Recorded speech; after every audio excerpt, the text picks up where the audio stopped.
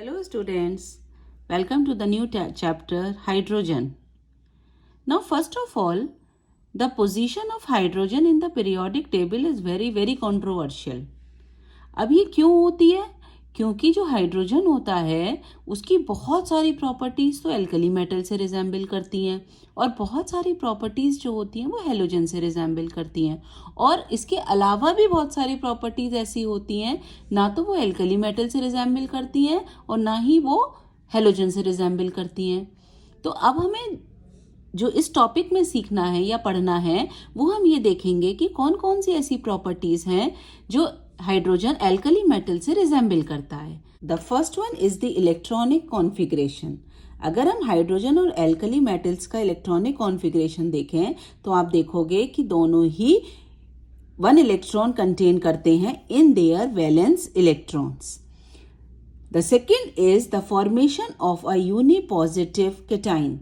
अगर आप बेटा देखो कि हाइड्रोजन जो है after the loss of the hydrogen it forms H+ ion and the electron. As the same one as the alkali metals, they also loses an electron to form a unipositive cation, same with the that of the hydrogen. तो hydrogen और alkali metal same तरीके का unipositive cation बनाते हैं। The next property is that of the oxidation state. The next property is that of the formation of the oxidation state. Hydrogen and alkali metals, they both show +1 oxidation state. और इसका देखो example देखो, जैसे हमने कहा कि HCl है या NaCl है, तो दोनों में जो हाइड्रोजन है वो कौन सी स्टेट में प्रेजेंट है? इसमें हाइड्रोजन +1 में है और इसमें एल्कली मेटल्स भी +1 ऑक्सीडेशन स्टेट में प्रेजेंट है। तो ऑक्सीडेशन स्टेट इनकी क्या है? +1। अदर एग्जांपल्स ऑल्सो आप देख सकते हो, जैसे हमने कहा कि HBr है और NaBr है या KBr है, तो हम सब में देख सकते हैं बेटा कि इसमें जो हाइड्रोजन है वो +1 +1 +1। So the oxidation state of hydrogen and alkali metals are same. The next is the formation of the similar type of the compounds. They form the similar type of the compounds, same oxide, same halide, same sulfide. As such, you can see water, sodium oxide, potassium oxide, the same form of oxides. Similarly, the halides, HCl, NaCl, KCl, सब एक तरीके के halides हैं। इसी तरीके से अगर sulphides को देखो बेटा तो सेम पैटर्न से H2S, Na2S एंड K2S, तो सेम तरीके के सल्फाइड्स ही बनाते हैं। The next property is that of the reducing nature. Both act as a reducing agent. आप यहाँ देखो कि कॉपर ऑक्साइड को अगर हाइड्रोजन से ट्रीट करो तो ये रिड्यूस हो जाता है कॉपर में and water is removed. Lead oxide को आप करोगे तो लेड मिलता है। Similarly, B2O3 on reaction with potassium, the boron is formed and K2O is liberated out in the same way. So they both act as a reducing agent. So these are the few properties which are similar to that of the alkali metals. Now we will discuss the properties by which it resembles with that of the halogens. The first one is electronic configuration. अब यहाँ पे देखो बेटा, दोनों ही एक electron को acquire करके require करते, दोनों को ही एक इलेक्ट्रॉन चाहिए अपने नियरेस्ट नोबल गैस कॉन्फ़िगरेशन तक पहुंचने के लिए। तो हाइड्रोजन एक इलेक्ट्रॉन ले लेगा तो H- बनाएगा। This means that initially it is 1s1 and after that it will B 1s2। तो नियरेस्ट इलेक्ट्रॉनिक कॉन्फ़िगरेशन पहुंच गया। ये किसका इलेक्ट्रॉनिक कॉन्फ़िगरेशन है? हीलियम का, तो noble gas. Similarly that of the fluorine, fluorine में यहाँ क्या होता है? 1s2 2s2 2p5 और यहाँ पे क्या हो जाएगा? 1s2 2s2 2p6। तो नियरेस्ट इलेक्ट्रॉनिक कॉन्फ़िगरेशन किसका आ जाएगा? नियोन का। तो नोबल गैस कॉन्फ़िगरेशन तक पहुंच जाते हैं, सेम पैटर्न शो कर रहे हैं। The next is the ionisation enthalpy. Their ionisation enthalpies are comparable. अगर हम देखते हैं बेटा कि अगर हाइड्रोजन, फ्लोरीन, क्लोरीन, ब्रोमीन और आयोडीन की आयोनाइजेशन एंथैल्पीज को कंपेयर करोगे तो अगर हम हाइड्रोजन की देखते हैं it is 1312, whereas that of the fluorine is 1680, while that of the chlorine is 1255, while for bromine it is 1143, while that of iodine it is 1009. तो अगर हम इनको कंपेयर करेंगे तो ये उसी रेंज में आती हैं जिसमें अदर हेलोजेंस की आयोनाइजेशन एंथैल्पीज आती हैं, because it is not easy to remove the electron from hydrogen, as it is not easy to remove the electron from the halogens है. जैसे हेलोजन से निकालना आसान नहीं होता, उसी तरीके से हाइड्रोजन से भी इलेक्ट्रॉन को रिमूव करना आसान नहीं होता है. So the ionisation energies are comparable.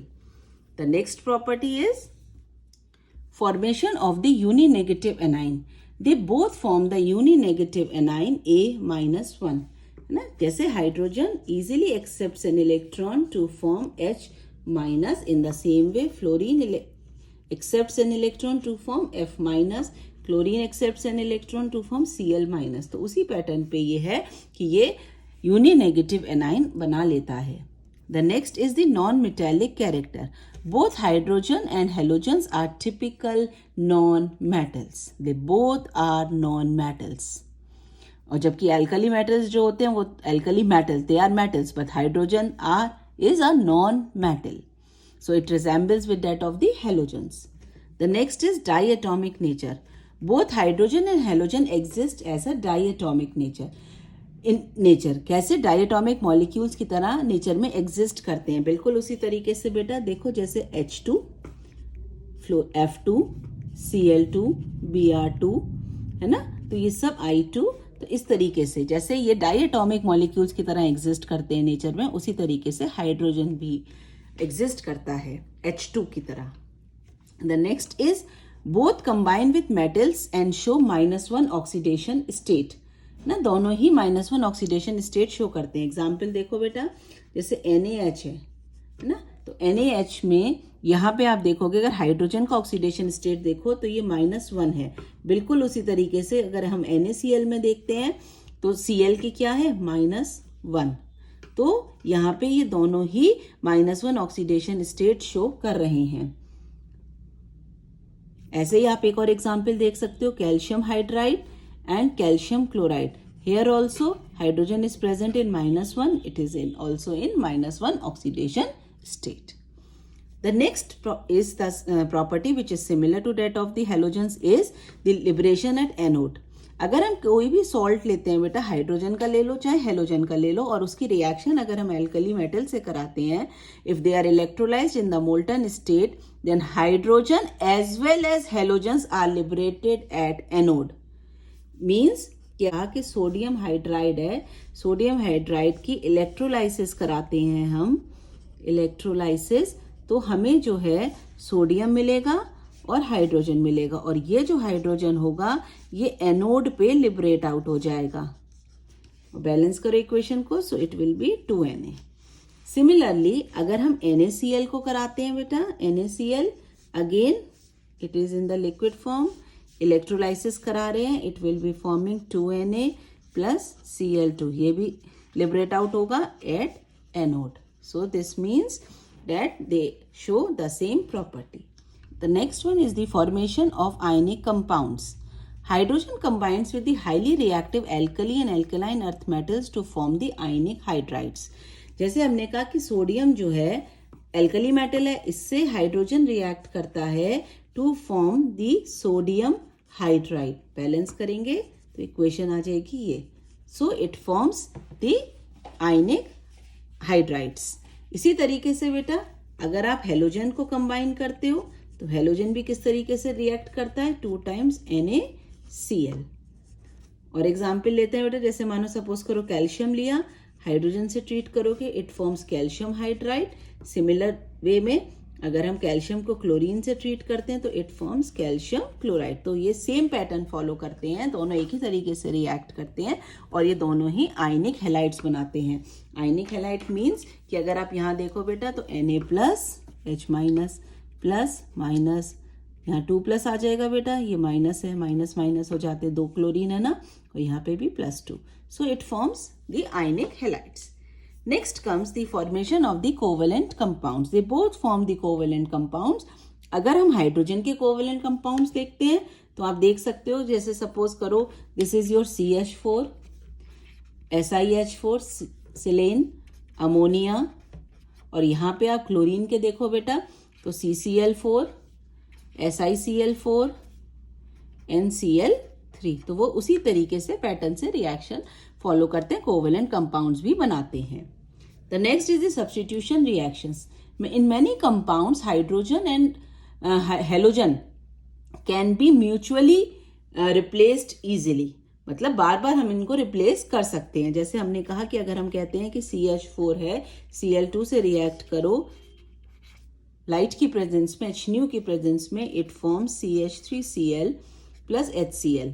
ये जो CH3Cl है, ये जो बना है CH3Cl, it again can react with the hydrogen and forms CH4 and HCl. Means they can be replaced. Mutually they can be replaced, and this reaction takes place in presence of zinc and HCl. This means that the methyl chloride gets converted again to methane. So these are the properties which resembles to that of the halogens. Now we will discuss the difference on the properties from the alkali metals as well as that of the halogens. Now you see the first one. Alkali metals जो होते हैं वो ज़्यादा electropositive होते हैं hydrogen से, और halogens जो होते हैं वो ज़्यादा इलेक्ट्रोनेगेटिव होते हैं हाइड्रोजन से. तो मतलब हाइड्रोजन तो कहीं बीच में फंस गया भाई, है ना. एल्कली मेटल्स की तरह इलेक्ट्रोपॉजिटिव भी नहीं हुआ उतना, और ना ही हेलोजन की तरह उतना ज़्यादा इलेक्ट्रोनेगेटिव हुआ. अब नेचर ऑफ ऑक्साइड्स अगर हम देखते हैं, तो जो एल्कली मेटल्स के ऑक्साइड्स होते हैं वो बेसिक होते हैं, हेलोजेंस के एसिडिक होते हैं, और हाइड्रोजन के न्यूट्रल होते हैं. जैसे आप देखो कि H2O है, ऑक्साइड ऑफ हाइड्रोजन, तो हाइड्रोजन का जो ऑक्साइड होगा वो क्या होगा, न्यूट्रल. लेकिन अगर हम एल्कली मेटल्स के ऑक्साइड देखते हैं तो ये सारे के सारे क्या होते हैं, बेसिक. और अगर हम हेलोजेंस के देखते हैं, Cl2O7 है बेटा, I2O7 है, तो ये सारे के सारे होते हैं acidic. Then comes the next one, unshared pair of electrons. In molecular form, hydrogen atoms do not have unshared electron pairs, while halogen atoms have 3 unshared electron pairs. This means कि अगर हम इसको किसी दूसरे एटम से combine करते हैं बेटा, तो हाइड्रोजन के पास सिर्फ एक ही इलेक्ट्रॉन है, वो एक ही इलेक्ट्रॉन को शेयर करके बना देता है. इसके अलावा इसके पास कोई भी set of lone pairs present नहीं है. लेकिन अगर हम क्लोरीन का एग्जाम्पल लें, यानी कि हेलोजन का एग्जाम्पल लो, तो इसमें एक एक इलेक्ट्रॉन तो इन्होंने शेयर कर दिया, लेकिन इसके अलावा इनके पास 3 sets of lone pairs present हैं. तो 3 अनशेयर्ड इलेक्ट्रॉन पेयर्स प्रेजेंट है जो हाइड्रोजन में मिसिंग है, तो उसकी प्रॉपर्टी यहां से डिफरेंट हो गई. Then comes the size of the ions. Hydrogen H+ ion जो है वो बहुत ही छोटा होता है अगर हम एल्कली मेटल कैटाइन से कंपेयर करें. We need not to learn this size, it is just a concept you have to build up कि क्या चीज है, क्या डिफरेंट प्रॉपर्टी है. कि H+ आयन का साइज जो एल्कली मेटल्स होते हैं उनसे भी बहुत बहुत छोटा होता है. इसी तरीके से जो H- का साइज होगा वो अपने हैलाइड आयंस के कंपैरिजन, इसी तरीके से बेटा H- का जो साइज होगा वो हैलाइड आयन के कंपैरिजन में बहुत छोटा होता है. Next is nature of compounds. Now halogens form covalent compounds with hydrogen. अगर हेलोजन का हाइड्रोजन से रिएक्शन देखो तो ये क्या बनाते हैं, ये कोवेलेंट कंपाउंड्स बनाते हैं. जैसे हमने कहा बेटा, देखिए जैसे हम कहते हैं HF या HCl, है ना, तो ये सब क्या है, ये सब बनाते हैं कोवेलेंट कंपाउंड. लेकिन अगर हेलोजन एल्कली मेटल से रिएक्ट करते हैं, तो जैसे लिथियम फ्लोराइड, आपका सोडियम क्लोराइड, है ना, और KBr, तो ये बनाते हैं बेटा ionic compound. So this is the difference कि अगर हेलोजन का ही देखो तो हाइड्रोजन से बनाएगा तो कोवेलेंट कंपाउंड बनाएगा, लेकिन अगर एल्कली मेटल से बनाएगा तो आयनिक कंपाउंड बना रहे हैं. सो अब ये सारी प्रॉपर्टीज को पढ़ने के बाद हमने क्या कंक्लूड करा कि हाइड्रोजन की बहुत सारी प्रॉपर्टीज तो एल्कली मेटल से रिजेंबल कर रही हैं, बहुत सारी प्रॉपर्टीज उसकी हेलोजन से रिजेंबल कर रही हैं, और बहुत सारी डिफरेंट भी हैं. तो thus the hydrogen is unique in its behavior. Hydrogen cannot be placed with the alkali metals in group 1 or with halogens in group 17. Thus the position of hydrogen in the periodic table is still controversial. Now, occurrence of dihydrogen, ये तो हमने अभी पढ़ा कि nature में hydrogen जो है वो हमेशा H2 के फॉर्म में एग्जिस्ट करता है। तो हाइड्रोजन जो है वो हमारा मोस्ट अबंडेंट एलिमेंट है यूनिवर्स का, 70% of the total mass of universe. लेकिन ये सन और स्टार्स में प्रेजेंट है सिर्फ फ्री स्टेट में, और जो जाइंट प्लैनेट्स हैं जुपिटर और सैटर्न में, वो ज़्यादातर हमारे जो उनका एटमॉस्फेयर है उसमें क्या प्रेजेंट है, हाइड्रोजन प्रेजेंट है। अगर अर्थ की बात करते हैं बेटा, तो due to its light in mass, क्योंकि ये बहुत हल्का होता है, it is much less abundant in the earth's atmosphere. और ये कितना होता है, 0.15% बाय मास। और कंबाइंड स्टेट की अगर हम बात करते हैं तो ये कॉन्स्टिट्यूट करता है 15.4% अर्थ क्रस्ट का, जिसमें ओशियंस होते हैं। तो हम ये कह सकते हैं कि भाई कंबाइंड फॉर्म में तो ये हमारे पास water, plant, animal tissues, carbohydrates, proteins, hydrocarbons, petroleum सब में प्रेजेंट होगा, है ना। तो उसमें हमारा ये कंबाइंड फॉर्म में आ जाता है। लेकिन अगर हम फ्री की बात करते हैं, it is only 0.15% by mass. Now the isotopes of hydrogen, a very important part of this. Hydrogen, 3 types of hydrogen are known, है ना। तो आइसोटोप्स में क्या होता है, हमारा एटॉमिक नंबर बराबर होता है लेकिन एटॉमिक मास डिफरेंट होता है। तो यहीं पे हमारे पास 3 तरीके के हमारे आइसोटोप्स प्रेजेंट होते हैं, H1, H2, H3। तो यहाँ पे it is called as the protium, deuterium and tritium, जिसमें से ड्यूटेरियम को हम बोलते हैं heavy hydrogen, it is denoted by D, whereas tritium is the radioactive। कई बार क्वेश्चंस ये पूछ लिए जाते हैं बेटा छोटे छोटे से कि which isotope is radioactive, it is tritium। Now deuterium is obtained from heavy water by fractional distillation or by electrolysis। और ट्रीटियम कैसे फॉर्म होता है, लिथियम के अगर न्यूट्रॉन से रिएक्शन करो तब हमारे पास हीलियम बनेगा और हमारा H3 मिलेगा, यानी कि ट्राइटियम मिलेगा, और न्यूक्लियर रिएक्टर्स में, and has a half life period of 12.4 years. यहाँ पे it is also formed in the plasma as H31+। Tritium is also formed in the upper region of the atmosphere by the interaction of atmospheric nitrogen with neutrons। atmospheric nitrogen neutron से react करते हैं ना, तो carbon बनाया और आपका tritium मिलेगा। लेकिन ये कहाँ पे रिएक्शन हो रही है, अपर रीजन ऑफ द एटमॉस्फेयर पे, तब यहाँ पे ये रिएक्शन हो रही है। So this is about the isotopes of hydrogen. Now the next is your now allotropes of hydrogen। Based on the direction of the nuclear spins, molecular hydrogen exists in the 2 allotropic forms, orthohydrogen and parahydrogen। और यहाँ पे बेटा ऑर्थोहाइड्रोजन में अगर 2 hydrogen हमने कहा कि combine करते हैं और दोनों का ही हमारा पास न्यूक्लियस है, तो यहाँ पे जो इलेक्ट्रॉन्स मूव करेंगे वो हमारे दोनों सेम डायरेक्शन में मूव करेंगे। अगर सेम डायरेक्शन में मूव करते हैं then it is the orthohydrogen. तो इनका जब अगर हम रिजल्टेंट स्पिन निकालें, resultant spin it will be +½ ++½ है ना, तो that will be equal to 1। लेकिन जो पैराहाइड्रोजन होता है उसमें जो रिजल्टेंट स्पिन होता है वो दोनों का क्या होगा, ऑपोजिट होगा। ऑपोजिट, जब ऑपोजिट होगा तो +½ -½ ना, ये माइनस होगा, that will be equal to 0। Orthohydrogen का रिजल्टेंट स्पिन 1 होता है और पैराहाइड्रोजन का रिजल्टेंट स्पिन 0 होता है। यहाँ पे क्योंकि ये स्पिन में डिफरेंट करते हैं इसीलिए इनको स्पिन आइसोमर्स भी बोला जाता है। Next important thing about is that the normal hydrogen is a mixture of 75%.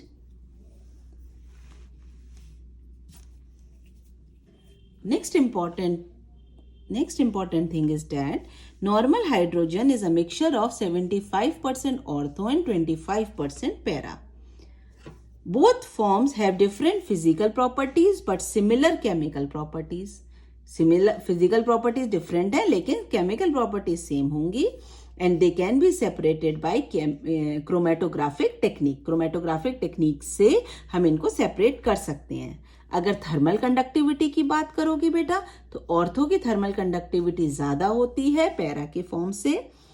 Pure para form जो है वो लो टेम्परेचर पे ऑब्टेन कर सकते हैं, लेकिन प्योर ऑर्थो हम लो टेम्परेचर पे ऑब्टेन नहीं कर सकते.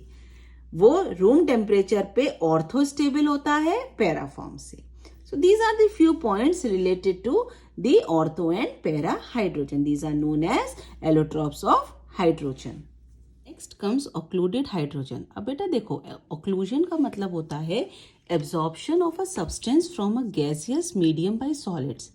अब जो गैसेस होती हैं उनको हम क्या करते हैं, किसी भी एक सॉलिड मीडियम पे एब्जॉर्ब करा देते हैं, है ना. मीडियम सॉलिड है तो उसके ऊपर एब्जॉर्ब होगा, ठीक है.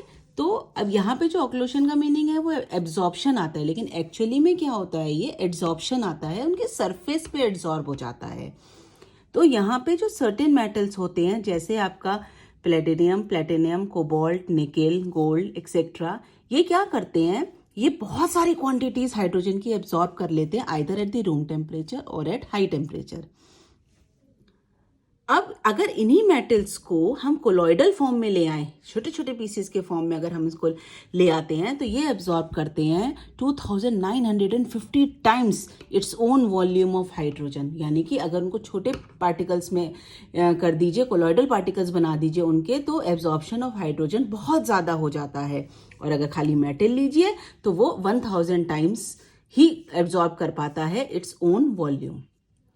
अब जो ये हाइड्रोजन होता है, जो ये एड्सॉर्ब हाइड्रोजन होता है, ये किस तरीके से एब्जॉर्ब होता है, ये या तो उनकी इंटरस्टिशियल हाइड्राइड बना लेता है, उनके बीच में मेटल्स के बीच में जो पोर्स प्रेजेंट होते हैं ये उसमें एड्सॉर्ब हो जाता है, या ये सरफेस पे एड्सॉर्ब हो जाता है.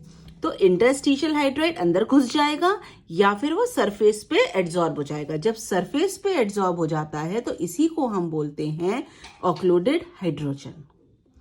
अब ये जो ऑक्लूजन की प्रॉपर्टी होती है ये सबसे ज्यादा किसकी होती है, it follows this order PD, PT, AU, nickel and so on. और ये सारे हमारे पास डी ब्लॉक के एलिमेंट्स होते हैं which have the vacant D orbitals.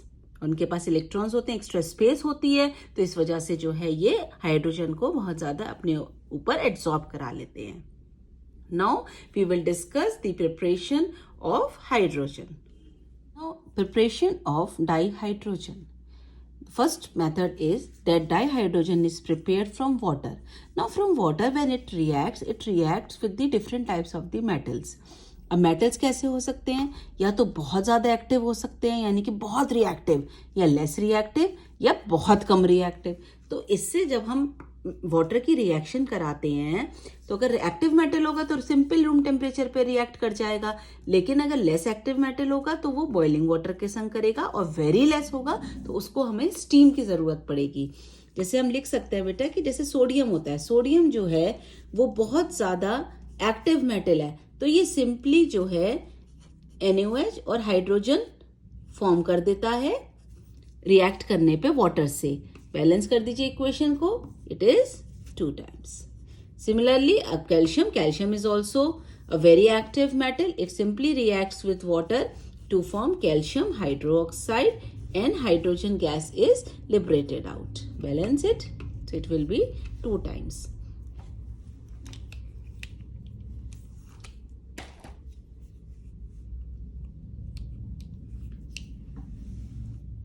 इसी तरीके से बेटा लेस एक्टिव मेटल्स को देखिए बेटा, तो जिंक वाटर से रिएक्ट करेगा, तो अब हमें इसके लिए क्या करने की जरूरत पड़ेगी, इसको heat, because it is a less reactive metal and it forms zinc oxide and hydrogen gas is liberated out. Similarly magnesium and it goes for aluminium, they all are little bit less reactive metal as compared to the alkali metals.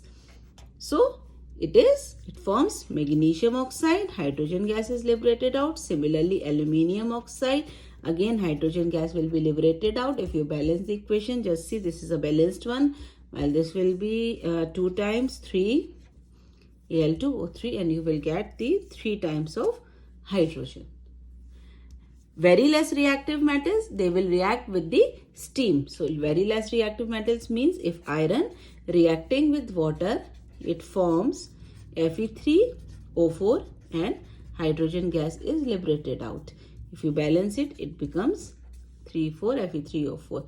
Now this is called as ferric oxide. Why it is called as this? Because it is a combination of FeO and Fe2O3.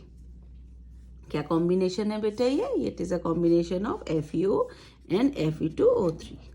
तो ये हमारे पास इसका combination है, इसलिए इसका जो name है that is the ferric oxide. Now sometimes when we react it with water reacts with the metal hydrides also. See? So simply you can see over here, sodium hydride react with water to form sodium hydroxide and hydrogen gas is liberated out. These are the reactions with the water with hydrides. Calcium hydride reacting with water, it forms calcium hydroxide and hydrogen gas is liberated out. Now the second method is separation of dihydrogen from alkalis. Over here, the common reaction is zinc react with NaOH to form Na2ZnO2. This is sodium zincate and hydrogen gas is liberated out. This is sodium zincate.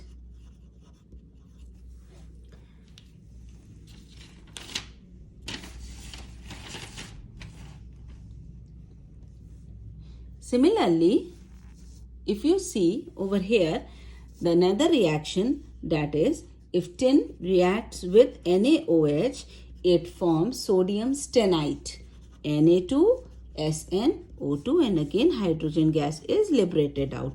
It is called as sodium stenite. Similarly, if it reacts with aluminium, NaOH, a little bit amount of water is also required. It forms sodium meta-aluminate. Sodium meta-aluminate is formed. And if you see, 3 moles of hydrogen gas is liberated out. Just balance it. It will be 2 times NaOH, 2 times, here also 2 aluminium, here 2 times of water. So this is the method by which we can prepare it. Now we will discuss the laboratory preparation of dihydrogen. Over here, zinc reacts with H2SO4 and it forms zinc sulfate and hydrogen gas is liberated out. Now, अब बेटा आप देखो, ये वाली reaction जब हम study करेंगे, zinc और हाइड्रोजन के लेबोरेटरी मेथड हम प्रिपेयर कर रहे हैं, तो हमें एक सेटअप बनाना पड़ेगा. You see in this figure, this is a simple setup which can be easily prepared in the laboratory and by which we can prepare the dihydrogen. You see over here we take the Wahl's bottle and in this the granulated zinc is present at the bottom. भाई zinc है, आप डालोगे, पोर करोगे तो वो bottle भी नीचे settle हो जाएगा. अब इसके अंदर हम यहाँ से जो आपने थिसिल फनल लिया है, this funnel is called as thistle funnel, जिसमें हम डाइल्यूट सल्फ्यूरिक एसिड ऐड करा हुआ है और ये इसमें से drop by drop dilute sulphuric acid zinc के ऊपर रिएक्ट करेगा. जैसे ही वो रिएक्ट करेगा, the reaction will start taking place and zinc sulphate will react with zinc sulfate is formed and hydrogen is liberated out. Now hydrogen produced over here will be collected by the downward displacement of water. और आपने ये भी देखा गया है बेटा कि अगर हम इस वाले रिएक्शन में कॉपर सल्फेट के क्रिस्टल्स डाल देते हैं तो ये इसका रेट ऑफ रिएक्शन इंक्रीज कर जाता है. So it is a simple method by which dihydrogen can be prepared. Now we see the commercial production of dihydrogen. Now the next method is the commercial production of dihydrogen. It is number 1 by the electrolysis of water. You can simply see in this diagram, that is, we know that water is a non-conductor of electricity, so a small amount of either acid or base is added to make it a good conductor of electricity. So we have taken the 0.5 N NaOH solution. Now over here there will be one cathode and one anode. Here iron sheet acts as a cathode while nickel plate sheet act as an anode. Over here, two electrodes are separated from each other by the asbestos. यहाँ पे जो dotted diaphragm आप देख रहे हो इसको बोलते हैं हम एस्बेस्टस डायफ्राम. और ये क्या काम करेगा? ये काम करेगा बेटा ऑक्सीजन और हाइड्रोजन गैसेस जो लिबरेट आउट हो रही हैं उनको मिक्स नहीं करने देगा. तो आप सिंपली देख सकते हो बेटा कि कैथोड पे तो हमारे पास हाइड्रोजन गैस लिबरेट आउट हो रही है ना. तो कैथोड पे जब हाइड्रोजन गैस लिबरेट आउट होगी तो सिंपली रिएक्शन होती है 2 times H plus ion react with water. अब बेटा देखो कैथोड पे क्या रिएक्शन होगी, हमारे पास H ion 2 times of H ion will combine with 2 electrons to form the hydrogen gas. While at anode, the reaction will take place as OH minus 4 times of OH minus will form oxygen and 2 times of H2O and 4 electrons will be liberated out. So oxygen was obtained at anode while on cathode the hydrogen is obtained out. So now the overall reaction can be written like this. You can simply say that H2O it forms on the process of electrolysis. Hydrogen and oxygen is formed. If you balance it, it will be 2. So the overall reaction will be this one. So just by seeing this, we can say that simply by the electrolysis of water, we can prepare the hydrogen gas. Also obtain dihydrogen about 99.5% pure. By which method? You can just see. If we take warm aqueous barium hydroxide solution between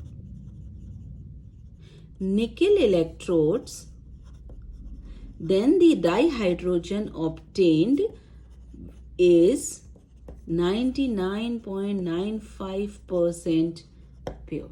So just remember it कि अगर हम barium hydroxide का solution ले रहे हैं निकल electrodes के बीच में और उसकी इलेक्ट्रोलाइसिस करा रहे हैं तो जो हाइड्रोजन ऑब्टेन्ड हो रहा है डेट इज 99.95% प्योर.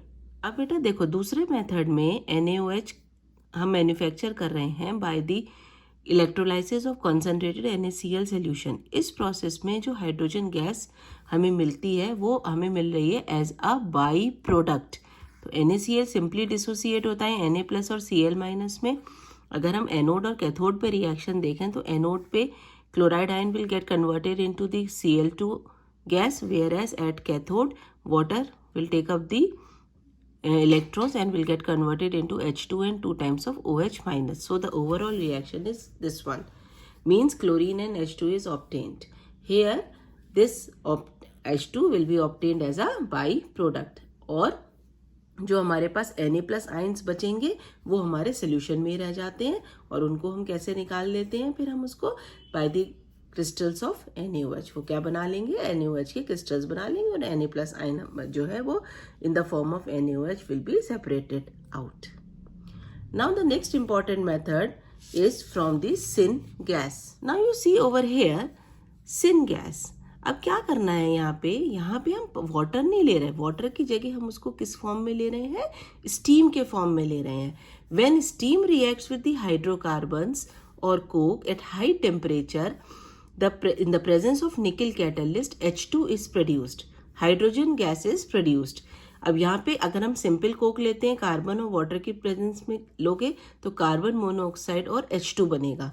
ये जो सिन गैस होता है ये कुछ नहीं है बेटा, it is a mixture of carbon monoxide and H2 and it is called as the water gas. अब यहाँ पे जो रिएक्शंस दी हुई हैं ये सिंपल है बेटा, ये कोक है, ये मीथेन है. मीथेन की वाटर से रिएक्शन कराओगे carbon monoxide and 3 times of H2. General hydrocarbon आपने ले लिया, सैचुरेटेड हाइड्रोकार्बन ले लिया, n टाइम्स ऑफ वाटर से रिएक्ट करेगा, n times of carbon monoxide बना रहा है, 2n+1 हाइड्रोजन बना रहा है. सिंपल लर्न कर लीजिए ये वाली रिएक्शन, बहुत हेल्पफुल मिलेगी क्योंकि इसके अलावा हमें कुछ भी पूछ लिया जाए कि कौन सा हाइड्रोकार्बन है, कितने मोनोऑक्साइड के मॉलिक्यूल्स मिलेंगे, कितने हाइड्रोजन मिलेंगे, we can simply solve it out. Now, this mixture of carbon monoxide and water is called as the water gas. It is also called as synthesis gas और syn gas. अब इसको synthesis gas क्यों कहते हैं? यहाँ पे जो ये सिन गैस होती है या वाटर गैस होती है, इससे हम बहुत डिफरेंट डिफरेंट तरीके के मॉलिक्यूल्स को सिंथेसाइज कर सकते हैं। और सबसे ज़्यादा इंपॉर्टेंट तो हमारा मिथेनॉल है, उसको हम सिंथेसाइज करते हैं by this method, and the other number of hydrocarbons. आजकल जो है बेटा, जो वाटर गैस होती है वो कहाँ से प्रोड्यूस हो रही है? सीवेज से, सॉडस्ट से, स्क्रैप वुड से, न्यूज़पेपर से। इनको अगर हम बनाते हैं, डिकम्पोज करते हैं, तो हमें वाटर गैस मिलती है। तो यही जो प्रोसेस है बेटा, the process of producing syn gas from coal is called gasification. इसको हम क्या बोलते हैं? इससे सिंपली दी गैसिफिकेशन और coal gasification we can say ना। अब ये जो सिन गैस होता है, ये सिन गैस को अगर हम वाटर के संग ट्रीट कर देते हैं तो जो कार्बन मोनोऑक्साइड होता है वो कार्बन डाइऑक्साइड में कन्वर्ट हो जाता है। अब आप एक रिएक्शन को बेटा समझने की कोशिश करो। ये हमारे पास कार्बन मोनोऑक्साइड और वाटर, यानी कि ये ऑलरेडी एक सिन गैस प्रेजेंट है। ये सिन गैस को अगर हम वाटर से ट्रीट करते हैं, अब ये वाटर से जब ट्रीट करोगे तो ये H2 तो एज सच रह गया आपके पास, और ये जो कार्बन मोनोऑक्साइड है ये कन्वर्ट हो गया कार्बन डाइऑक्साइड में, और इसमें से ऑक्सीजन एक इसमें ऐड हो गया, एक H2 मिल गया, तो ये रहा। और ये वाला H2 कहाँ चला जाएगा बेटा? ये H2 एज सच रह गया। तो इसका मतलब हम ये कह सकते हैं कि जो ये गैस है, अगर हमें इसमें कार्बन मोनोऑक्साइड को हम सेपरेट आउट कर देते हैं at a high temperature in presence of catalyst, and this catalyst is nothing but the iron chromate, then carbon monoxide separates from it and the production of hydrogen is increased। भाई already एक molecule H2 का था, जब हमने carbon monoxide को remove करा तो एक मॉलिक्यूल और आ गया, तो 2 मॉलिक्यूल हो गए टोटल। तो this reaction increases the production of H2। It is called as water gas shift reaction. ये वाटर यूज कर रहे हैं, इसलिए water gas shift reaction. Water gas है हमारे पास, शिफ्ट का मतलब कि कार्बन डाइऑक्साइड बना रही है, निकल जाएगी, और हाइड्रोजन का जो है वो कंसंट्रेशन बढ़ जाएगा। तो अब यहाँ पे आप कुछ पॉइंट्स हैं जो रिमेंबर करोगे। Carbon dioxide is removed by scrubbing with sodium arsenide solution. जो एक्सेस ऑफ कार्बन डाइऑक्साइड निकल रहा है वो इस तरीके से रिमूव हो जाएगा। CO2 may also be removed by passing CO2 and H2 mixture in water under pressure. CO2 dissolves, leaving behind H2. H2 which is set free is collected. Presently beta 77% of industrial hydrogen produced from petrochemicals, 10% from coal, 4% from electrolysis of aqueous solution, and 1% by the other sources. Hope you have understood the concept of water gas shift reaction. So these are the methods by which dihydrogen can be prepared. Hope you have understood this part. Keep practicing, learn it. Thank you.